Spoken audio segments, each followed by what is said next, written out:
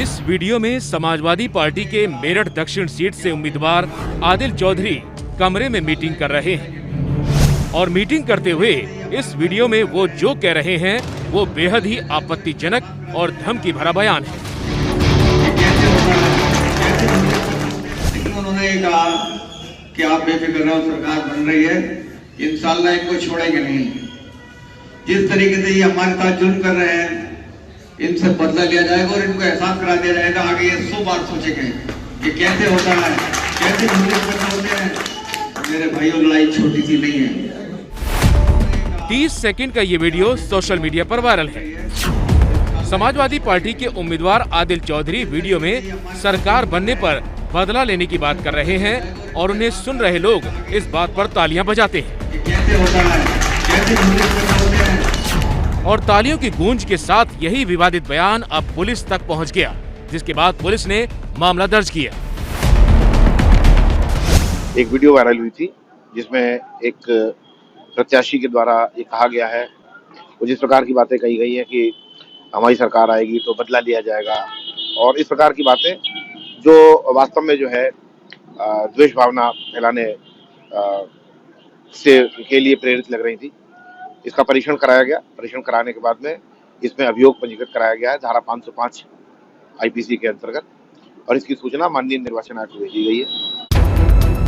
जिन आदिल चौधरी का बयान वायरल हो रहा है वो समाजवादी पार्टी के उम्मीदवार के साथ ही मेरठ में पार्टी के महानगर अध्यक्ष भी हैं। हालांकि खुद वायरल वीडियो को तोड़ मरोड़ कर पेश करने का आरोप विरोधियों पर लगा रहे हैं।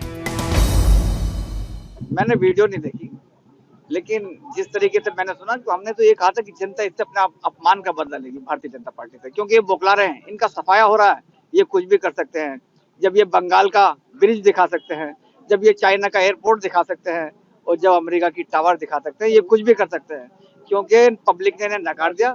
इनके विधायकों को पब्लिक क्षेत्र में घुसने नहीं दे रही, तो और ये क्या करेंगे। लेकिन फिलहाल इस वीडियो ने बीजेपी को समाजवादी पार्टी पर हमले का हथियार थमा दिया। बीजेपी नेता इस वायरल वीडियो के जरिए हमलावर है। बीजेपी के प्रवक्ता संबित पात्रा कहते हैं कि समाजवादी पार्टी गुंडों और माफियाओं को टिकट देकर कौन सा उत्तम प्रदेश बनाना चाहती है। ये समाजवादी पार्टी के उम्मीदवार का धमकी वाला वायरल वीडियो है। अब एक दूसरा वीडियो देखिए जिसे बीजेपी का हर छोटा बड़ा नेता सोशल मीडिया पर शेयर कर समाजवादी पार्टी को घेर रहा है।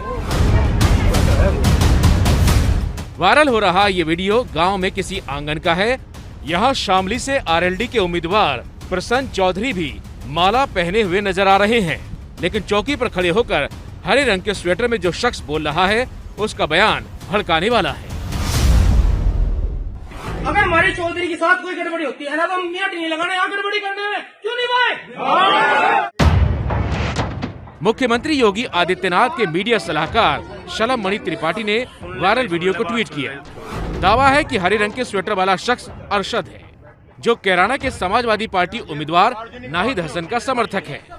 इस सभा में अरशद ये धमकी दे रहा है कि 24,000 जाटों ने अगर कैराना में नाहिद हसन का साथ नहीं दिया तो हम शामली में 90,000 मुसलमान हैं जो यहाँ आरएलडी के प्रसन्न चौधरी का साथ नहीं देंगे। इतना ही नहीं, इसी अरशद का एक और वीडियो वायरल है जिसमें वो भूसा भर देने की धमकी दे रहा है।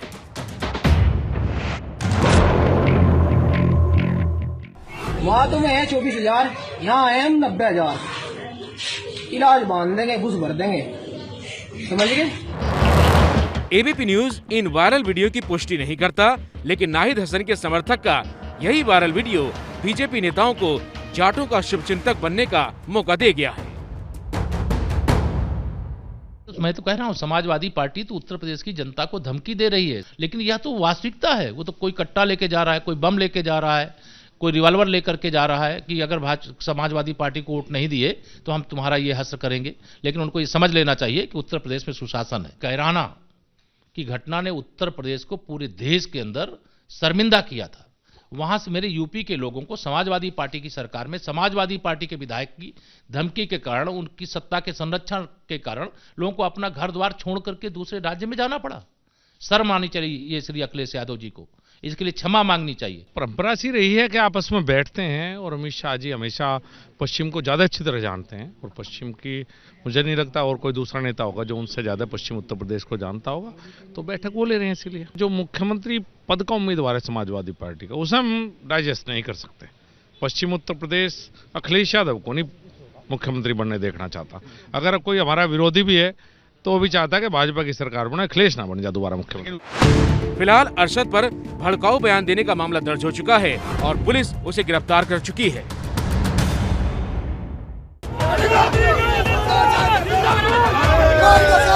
हालांकि इलाके में जाट मुस्लिम एकता दिखाने के लिए कैराना के समाजवादी पार्टी उम्मीदवार नाहिद हसन की बहन इकरा बुधवार को शामली गई थी, जहां उन्होंने आरएलडी के उम्मीदवार प्रसन्न चौधरी के चुनावी दफ्तर का उद्घाटन किया। इकरा आरोप लगा रही हैं कि बीजेपी वाले अफवाह फैलाकर भाईचारा तोड़ने की कोशिश कर रहे हैं। जो भी सांप्रदायिक ताकतें हैं जो हमारे बीच में एक दूरी पैदा करने की कोशिश कर रही है, आप उनकी किसी भी अफवाह पर आप यकीन ना करें। आप ये जानिए कि सत्ता, प्रशासन, पुलिस सब उन्हीं का है।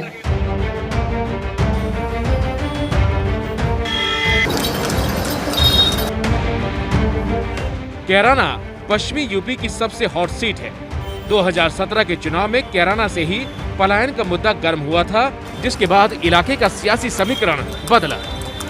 पलायन का मुद्दा नाहिद हसन की वजह से ही गरमाया था और इस बार भी जब से समाजवादी पार्टी ने नाहिद का टिकट पक्का किया है, तब से कैराना गर्म है। जहां तक नाहिद हसन का मामला है, नाहिद हसन पे भी सबसे ज्यादा मुकदमे अगर किसी ने लगाए तो भारतीय जनता पार्टी ने लगाए।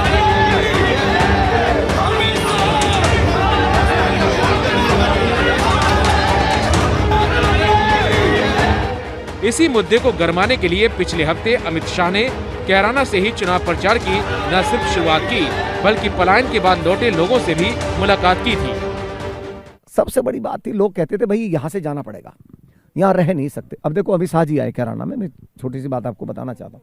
उस परिवार से मिले जो परिवार पलायन करके चला गया था, योगी सरकार के कारण वापस आया।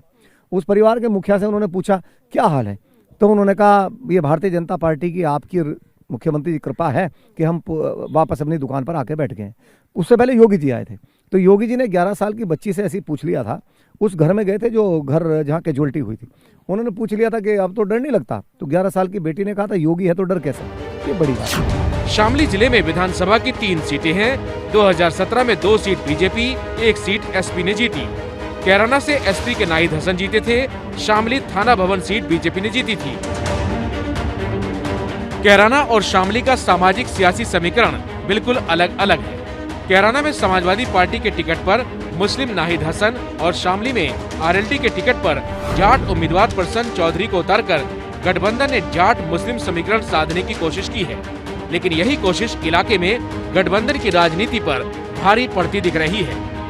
दरअसल पश्चिमी यूपी में जाट और मुस्लिम वोटर निर्णायक भूमिका में है और इस बात की मिसाल पार्टियों के टिकट बंटवारे में साफ दिखाई देती है। बीएसपी ने पश्चिमी यूपी की 136 में से 109 सीटों पर उम्मीदवार उतारे हैं। 109 में से बीएसपी ने 35% यानी 38 मुस्लिम उम्मीदवार उतारे हैं। एसपी ने 136 में से 131 सीटों पर प्रत्याशी उतारे हैं और एसपी आरएलडी गठबंधन ने 131 में से 32 सीटों पर मुसलमानों को टिकट दिया है। बीजेपी गठबंधन ने पश्चिमी यूपी में 1 मुस्लिम उम्मीदवार को टिकट दिया है।